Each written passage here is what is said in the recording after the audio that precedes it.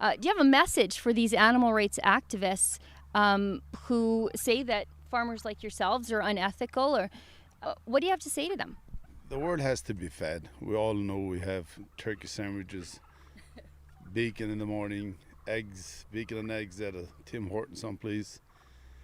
And I think the world has to move on, and I think they're wasting their time.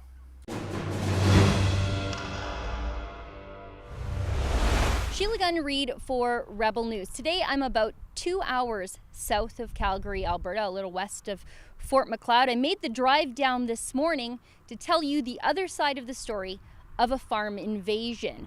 I'm here at the Jumbo Valley Hutterite Colony Turkey Farm. Now, I have a lot to unpack before I get to my interview with the farmers here today. For those of you who don't know, the Hutterites are a Christian sect who dress modestly, live communally in large-scale farms. They're pacifist by nature, and they live communally, but boy oh boy do they love themselves some free enterprise. They are some serious business people and highly effective farmers. Now, the reason I'm here is because this Hutterite owned and operated turkey farm was invaded on Labor Day by animal rights activists who I suspect targeted these Hutterites specifically because their faith calls them to be pacifists. These animal rights activists, I believe, came to this Hutterite poultry farm as opposed to dozens of other poultry farms in southern Alberta, specifically because they knew they wouldn't be met with violent resistance. On the early hours of Labor Day, animal rights activists came on a school bus and broke into one of the turkey barns and staged a sit-in. The RCMP were called, as we'll find out, by the protesters claiming they needed protection from our pacifist Hutterite friends. And after a very long sit-in, hours long, the police involved negotiated the theft, I'll call it a theft, of 5 turkeys. The protesters were given 5 turkeys to leave the farm and go. And as you'll find out, some of the other media coverage of what happened here was part of the extortion demands of the farm invaders. So in the interest of telling the other side of the story and doing independent journalism that isn't being demanded by animal rights activists, I made the drive down here to tell you the other side of the story. So how many barns do you have here? How many turkeys are on site here? There's around 30,000 birds at all times. And there's 8 barns total. Now, how many people live at Jumbo Valley Colony? 85. So you had approximately 90 protesters here. 30 invaded your barn through a side door, and then it sounds like 60 were on the highway? It was a big surprise that morning. Yeah, I bet. What time did they get here? They showed up around, I think around 6 o'clock. They were here. That's early risers for those types of people. Now, they came in on a bus, and you and I were talking off camera that it was a school bus. A school bus delivered them here, yeah. And There's their school. And there was some half-truths and misleading to get that bus to drop them off here. They said they're going on a picnic, and then they stopped someplace and told them, no, it's not here, it's farther west there. And they brought them right here to this, and they dropped them off right at the main door there, or the main gate coming in. Now, I noticed when I was coming in with you guys that you have a sign saying that this is a biohazard area. Yes. And that all visitors have to report in. Maybe explain just what are the biohazard risks to having unauthorized people coming onto the turkey farm. We are regulated by the Alberta Turkey Board and with diseases and by Canadian safety, food safety. So we have to meet standards and reach standards for the turkey safeties and for the meat inspections. So there's a potential for them to have brought avian flu here if we don't know where they came from, if they've protested at another turkey farm. Well, they are a risk. If somebody enters the farm and without permission, they are a risk to the turkey farm, to the producer, and to Alberta Turkey Board. And to the health of the turkeys, if that's what they're supposed to be concerned about, right? That's correct. Now, you said they got here at about 6 a.m. What time did their invasion finally end? That was close to 1:30. Oh, God, what a long day. That's when they finally left. Yeah. Okay, so what kind of things were they saying to you? You did show me the barn that they were in, and you showed me how they got in. They actually went in through a little gate and then through like a side, like a turkey entrance into the barn. They went in like a bunch of turkeys. Well, they enter the opening of where the turkeys enter the barn, because our turkeys are free-range turkeys. They got a choice. They can go inside when weather is bad, and they can freely walk outside for fresh air.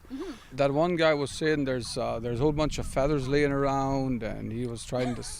But that's normal with turkeys having outside. I don't know what, but they were looking for mistakes, and Yeah. Now, from what I understand in the other reports, news reports, and I'm not inclined to trust them entirely, you guys called the cops, and they called the cops? No, they called the cops first. The cops, the RCMP, came for their protection. Oh, they were worried about you guys. That the farmer is going to get upset, so they came here for peace. Okay. Between us. Now, what was the police response like? How many cops did they send down here? There was at least 5 or 6 of them here. In one of the strangest parts of this story, the protesters actually left with 5 of your turkeys. And it sounds like the police helped negotiate that. How did that happen? Well, they had 3 demands. First demand was they have to look into more barns. The second demand was they need 5 turkeys. And third demand is they want the media in. And so the media was part of their extortion process, I guess. Yeah. How did the protesters take the turkeys? Because they came in a school bus. How did they get your free-range turkeys off your farm? They had they had 2 small cages, and they just cramped them in there. So they confined your free-range turkeys into little tiny crates to rescue them from your free-range farm. Am I getting that right? Yes, that's correct. Do you know where they took the turkeys? They mentioned something to a sanctuary place. I'm not quite sure where that would be.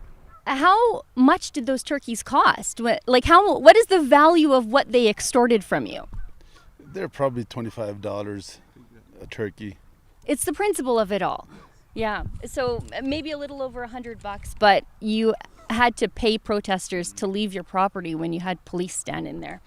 And when the RCMP was here and we dealt with the RCMP, we asked them, can we have you guys remove the protesters? And they suggested, let's time them out. Let's not chase them out. So we kind of went with it's all about choices. They thought by removing them quickly is probably the worst choice. By doing it slowly is probably a better choice. For me, if they came onto my farm, quicker the better. I wouldn't want to entertain them. And I think by placating them, it might have emboldened them to do this again. If they would do it again, if they would do it tomorrow, we'd chase them off. Yeah. Do you have a message for these animal rights activists who say that farmers like yourselves are unethical, or what do you have to say to them?